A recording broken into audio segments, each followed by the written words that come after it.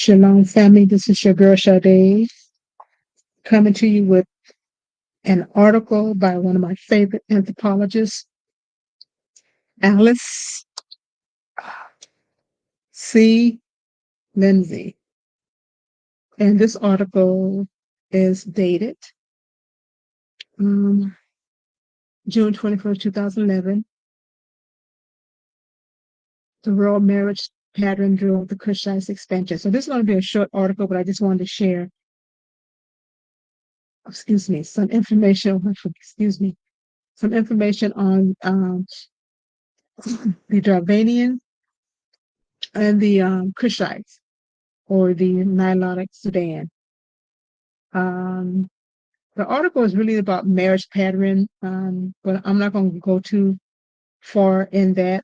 Um, I just thought I was just looking at the articles and just did some little short research on the people of the Dravanians and also the Nilotic Sudan people. Which she did a whole essay on the Christian migration of Africa. You may want to check that out. Again, her name is Alex C. Lindsay, and her website is called Just Genesis. That is her website. She has hundreds of articles and essays that she's done um, based on her findings and the material that she used. There's archaeology proof. She used linguistic proof. She used migration proof studies. She used climate studies. She used molecular genetics, DNA study. So when she does her work and when she writes her essay, it's based on all of that material I just read out, which would make it very interesting. It is really interesting. You'd be surprised how migration can change the way people look, how linguistic, how they intertwine with their language and their culture. It's just amazing, really. So anyway, I'm gonna start with the article, and I'm not gonna be long. I'm not gonna read the whole article. I'm just gonna go through some of it. It says the reference to an earlier essay on Kushite migration out of Africa. Maximus asks, did the city of Mohenjo-Daro belong to the Kushite Sudras? Are the Dravanians the indigenous people of India, of subcontinent?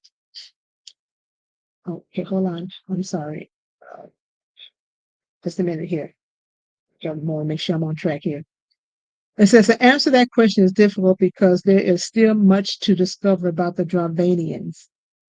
However, it does appear that they had a dark skin tone and that their language and religious practices resemble some people in the Nilotic Sudan. They appear to be part of the ethnically complex Afro-Asiatic dominion that extended from Central Africa to the Nile to Mesopotamia and southern Pakistan and India. So I'm going to show you the map of the Central Africa. So it says that they appeared, meaning the Nilotic and the Dravanians appear to be part of the ethnical complex Afro-Asiatic dominion that extended from Central Africa to the Nile to Mesopotamia and southern Pakistan and India. So let me share this map with you. So here's the map. Wow, you can't see that too good. Oh wow. Let me try something here. Let me try something. It's not going to be that full. Oh, I'm sorry. My bad. Let me try this. Okay, that's a little bigger. Okay, sorry. So, anyways, this is Central Africa, Sudan, South Sudan, Chad, Nigeria, the Chad River, Nigeria, Nile River, the Cameroon, Gabon, Republic of the Congo, and so forth. So this is Central Africa.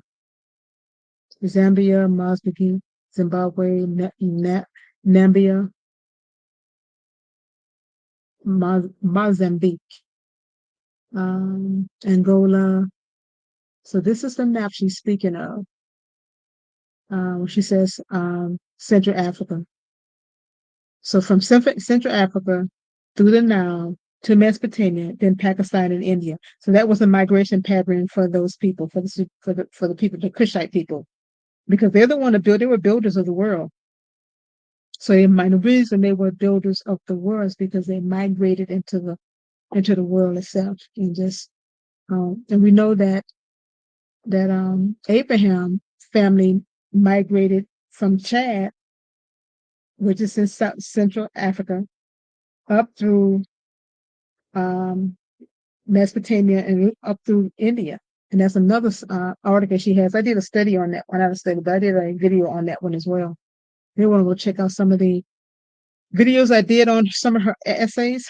So anyway, so let me go back to the article.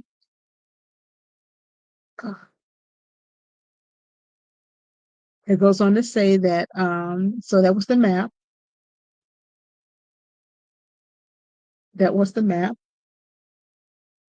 So I'm going to look at Afro-Asiatic Dominion. No, let me do this first. I'm going to show you the people. So it says the Nilotic Sudan and also the Dravanians. Here is the Dravanian, or someone that looked like a Dravanian. This is a Dravanian from India. And you know they're really dark. We all know they're really dark people, and they come with different texture of the hair as well. So that's a Dravanian. Um, I want to show you a Nilotic. And these are not Nilotics right here.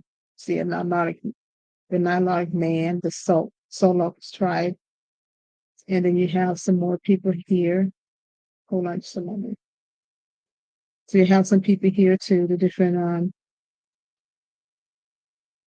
so that's pretty much people, they look the same. But the article is specifically talking about these two tribes or people, the Nilotic and the Dravanians. And we know that the original ancient Dravanian was dark skinned people, and they migrated from Africa, y'all. That's why you still find a lot of the Indians over there in Africa still. You know, a lot of them didn't migrate over there from India, but they're the same people. They don't want to admit that they're the same people, but they are. They're from Africa. They have African ancestry, whether they want to accept it or not. Go back to the article. So then let's go to let's go back to here. We're going to check out the Afro. I'm going to read a couple of things out of this. So it says,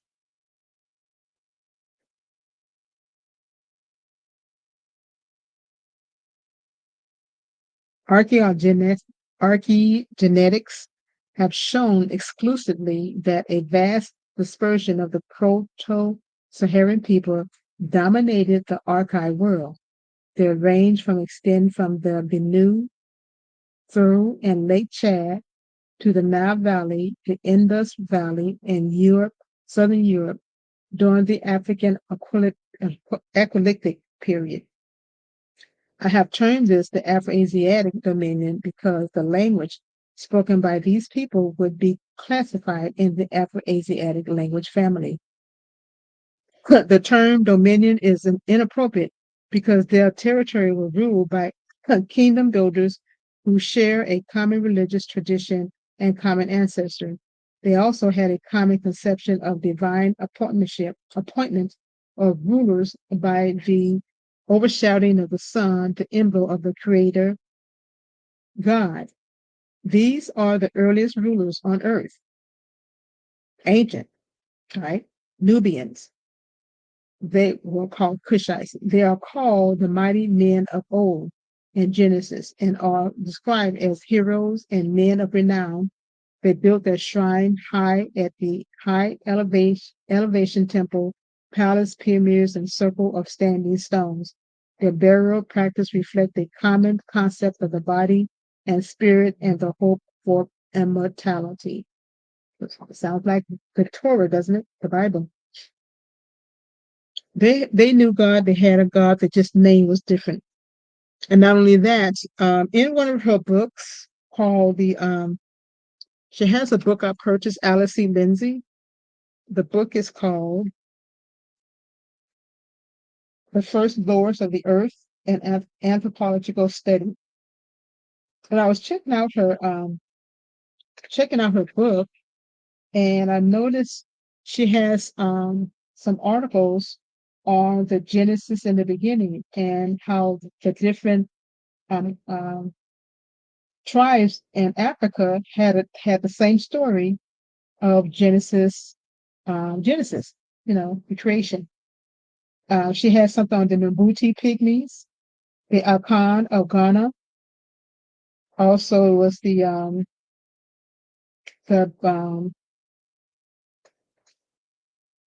let's see, is it was those two. Also, she had it for also just I guess that's actually she only did like two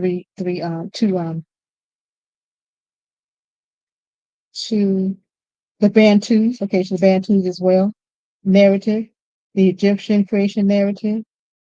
So again, it's the Mamubi Pygmy creation narrative, the Khan or Ghana creation narrative, the Bantu account similar to the Bible, the Egyptian. So, anyways, and also Uganda, the Bambara, the Bambora bird band, a band of Uganda. So they all have their creation story. And it goes on to say that Abraham Nilotic's ancestors believed that the Creator alone created the heavens and the earth. Um, in ancient Egypt text, God declares. It goes on to say, I cast a spell with my own heart to lay a foundation and mat. I made everything I was alone. I had not yet breathed the divine on shoe, and I had not yet spit up the divine one to feed. I work alone. So they have their own creation Genesis story, meaning that they all believed in God. So when the missionaries went over to Africa and talking about they didn't know God and they were taking them God, no, they were taking them another God. They already had a God. They already knew God the Almighty, the Creator of all heaven and earth. So that was just a myth. Not a myth, but just a lie. So let me get back to the original article. But it's just a definition of the Afro-Asiatic dominion. She wrote this article in June 23rd, 2011. Actually, it was she wrote this article, but she taken it from the Afro-Asiatic Dominion Image, Dr. Clyde A. Winters. So this is the map he's talking about here, and this red spot is where the Nubians or the Afro-Asiatic here. But I did a video on this one. You may want to go check it out if you like to. But I'm gonna get back to the original article.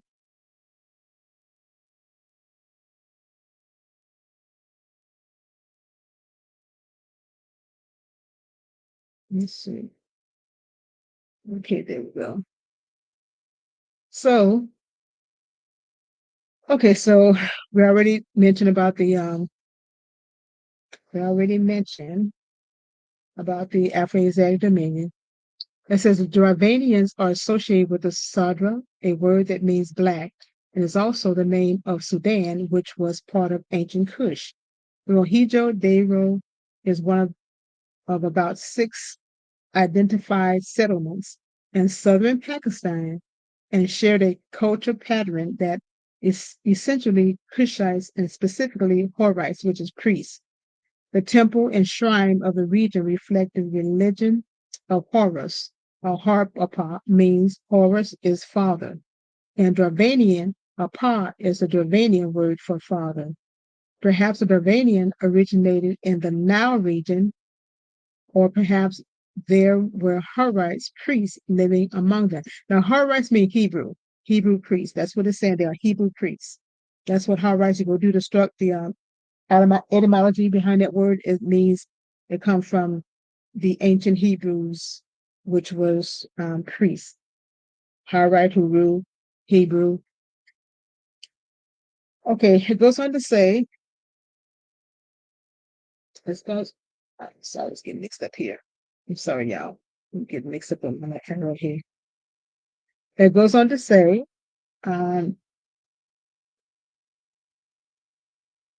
see the third paragraph down here, or actually the second paragraph, or third.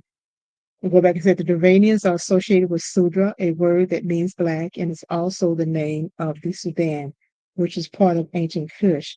The Mohenjo-Daro is one of about six identified settlements in southern Pakistan that shares a culture pattern that is centrally Kushite and specifically Horite.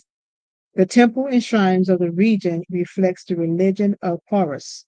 Harappa means Horus, his father, and Darvanian. Appa is a Darwinian word for father. Perhaps a Darwinian originated in the Nile region, or perhaps there were Harite priests living among them. There were Opura, Aparu living among them. They are also known in ancient texts as the Haparu or Abru or Hebrew. The Akkadian word for the Hebrew caste was Abutu. They were devotees of the high god and his son Horus, and their religious religion took the sun as the emblem of the creator. Okay. Okay, so let's go down some more. It says the book of Genesis indicated that the Cushites and the early Hebrew rulers, priests, caste moved eastward out of the Nile Valley. They settled in Mesopotamia and Central Asia. Let's read that again. The book of Genesis indicates that the Cushites and the early Hebrews ruler priests caste moved eastward out of the Nile Valley. They settled in Mesopotamia and Central Asia. Now, before Central Asia, the whole Africa was the whole world basically, the whole Central Africa. What was it? Let's see. I think it is what was it? The Central Africa. Trying to think of the area. Central, North America, Central, and South was all Mesopotamia. Or not Mesopotamia, it was all Asia. Asiatic, Afro-Asiatic, or North African, Central African, and South African. Or I mean, I don't know, North America, Central, South. Uh, so really, the whole Africa part was Asia until they start um, dividing people after conquering them and colonizing that whole area just changed. That's why it's called Afro-Asiatic, from North America, Central America, all the way to Africa. I think that's the way she said on one of the articles. Um, so anyways, so the Akkadian words for, I'm at the third paragraph at the end. The Akkadian word for the Hebrew caste was Arbutu. They were devotees of the high god and his son Horus, and their religion took the sun as the emblem of the creator. The book of Genesis indicates that the Cushites and the early Hebrew rulers, priests, caste moved eastward out of the Nile Valley. They settled into Mesopotamia and Central Asia. They brought their religious practice with them. Kushite rulers, remember I said the migration, linguistic, all that played a part when they started migrating. They carried it with them. Everything they took of that culture, they took it with them. They said the Kushite rulers, such as Nimrod, and their priests spread a common religion from ancient Kush/Nubia to southern India and beyond. Horite's Hebrew religious practices are found in Cambodia as evidence from this stone in relief of the Angkor Wat, which shows the solar bolt of the Re Ra with Horus flying as a falcon above the sun. The etymology of Angkor Wat is also telling. Wat means village, town settlement, or shrine. Angkor is Alkahor, which means something like long live Horus. So I guess I'm gonna go ahead and show you this right here, what she's talking about. So it says the Ra solar bolt with Horus perched as falcon upon the mast and is found in Agor West. Falcon is one of the symbols of Egypt, I think, was it? I won't quote that. Maybe I'm quoting it wrong, so just erase that, strike that. It says the Nilotic or Kushite religious life spread through the agency of ruler priests who controlled water system at a time when the Sahara, Mesopotamia, southern Pakistan, and southern India were wetter. These ruling priests, called Horites or Hebrew in the Bible, were devotees of Horus, who is called the son of Ra. Both Horus and Ra are represented by the swelling of the sun. The Arabic Yaburu means he is getting big, and with the intense active prefix, Yakaburu means he is enlarging. This is a reference to the morning ritual of the Horites or Hebrew priests who grouped the rising sun with prayer and watch as it expanded across the horizon. That's beautiful, y'all. That's some good information. It just lines up with the Bible. It says the Egyptian called the temple priestly attendants per, the being the plural suffix. This has been rendered whopper by the Afro-Asiatic linguist Christopher Ehret. The whopper had significant political authority alongside the ruler. He presided over the ritual directed towards the high god and act as their intercessor and prophet. So I think we have misunderstood some of the Egyptian practices until you really start reading and researching the stuff. They seem like they believed in God. They believed in the Most High. They just had a different way of expressing it. At least that's what I'm getting. It says the Durranian East facing temple will turn Apuru, meaning sun horse house. Sargon the Great is said to have been the son of a virgin queen who was born in Apuru. His home city was called Azu Paranu, meaning house of God, Azu in Akkadian, Asa in Chadic or Chadic in the Nile River, Asha in the Cushite, Ashai in the Hebrew, a Jerusalem priest was named Am Asha in Nehemiah 11:13. I hope I'm not going too fast here. I think I'm going to end it here, you. I don't want to go through all of this. That's a lot to read. So go check out the article. It's just, well, I guess I can probably go through this. It ain't gonna hurt. um,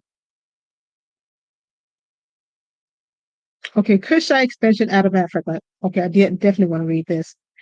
It says the Kushite expansion out of Africa.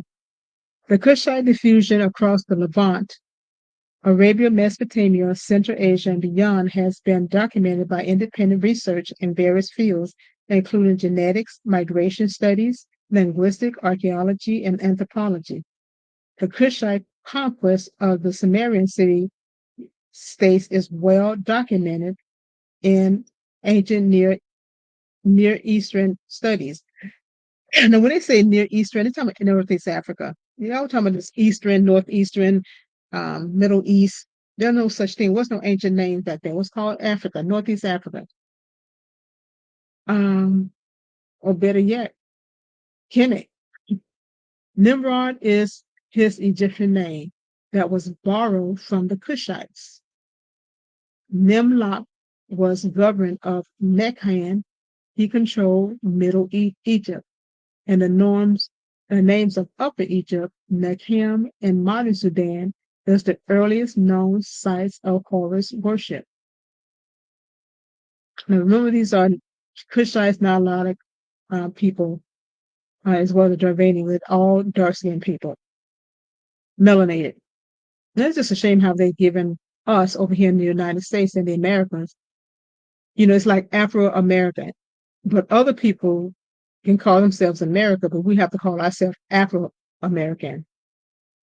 I don't hear them saying Mexican American. I don't see them saying Cuban Americans if they're living over here as citizens. I don't hear them say any other country of people that migrate over here, and they call them by their name, you know. Um, Japan moves over here. People from Japan, they'll call them Japan American and call them Japanese, like Chinese, but just us. We're the only people over here in this place. And in Central America, we're out in America that call ourselves African Americans. So we're not true Americans. We're just Africans from America. Whereas the rest of the people migrated over here, they should be called the same thing, but I digress. Oh, Lord have mercy. It says Nimrod is his Egypt name that was borrowed from Kushite, Kushitos. Nimlok was governor of Nikon. He controlled Middle Egypt, and the names of the Upper Egypt, Nikhian in modern Sudan, is the earliest known site of harvest worship. The late Dr. Catherine Akonolu reports that Nigerian lord Nimrod is known as the Sharu king, which is interpreted to mean the righteous king. Nimrod, Akkadian name, was Saru Kanu, which is usually translated the true king. Many of the, hold on just a moment, I'll in place with this. Okay, so many of the place names of Sargon kingdom match places named in ancient Kush. For example, Akkad is Agad, which is the original name of a river settled in Old Lukapani, Odukapani, Nigeria. Its geographical coordinates is 5290 north, 758 east. The name Akkad is also related to the name Agadez, a city in Niger, which is famous for metalwork. Yeah. Metalwork. Sargon territory was called Kush. Sargon territory was called Kush, which is Kush. One of the cities in this territory was Mari, which is the Egyptian word for Mary. Another was Yarmuti, Old Arabic, which means obedient. Mutu, friend, Yar, a 7th century Assyrian text, says that this city on the bank of the Euphrates was called Azu Paranu. It was a Harite shrine, or a Hebrew shrine, evidenced by the word Paranu relates to Aparu. Azu is a variant of the East African name for God, Asa. Ooh. Azu Paru means house of God and is the equivalent to the Hebrew word Bethel.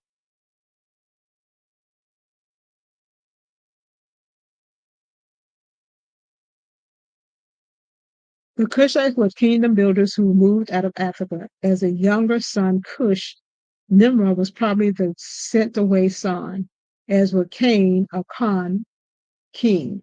Abraham, Ishmael, Jacob, Joseph, and Moses sent away sons, moved away from their father, and established new territories. They did so with their father's blessing and gifts. By building a kingdom, they brought honor to their father and extended their influence. It says Abraham gave gifts to all the sons and sent him away from Isaac to inherit Abraham's territory.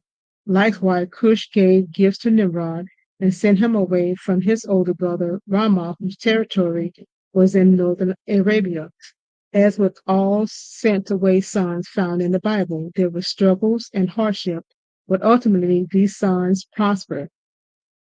Nimrod's territory was even greater than his brothers. He extended the length of Tigris Euphrates Valley, and within the territory there were 3 principal cities, Babel, Erech, and Akkad, or the Akkadians. Genesis 10:10. The script used to communicate across Nimrod Empire was Akkadia, and it represents sounds that was found in the Nilo-Saharan language.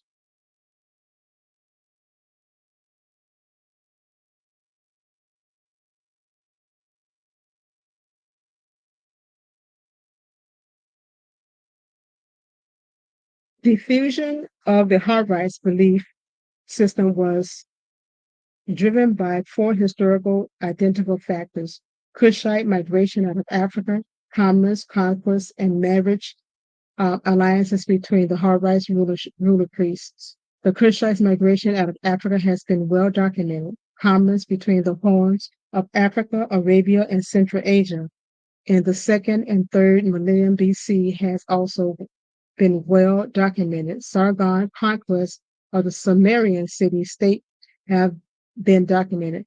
So these was all Afro-Asiatic people all through the Bible. They sure have messed up a lot of our history, I tell you. They have added, taken away, chopped up, grind up, and replaced.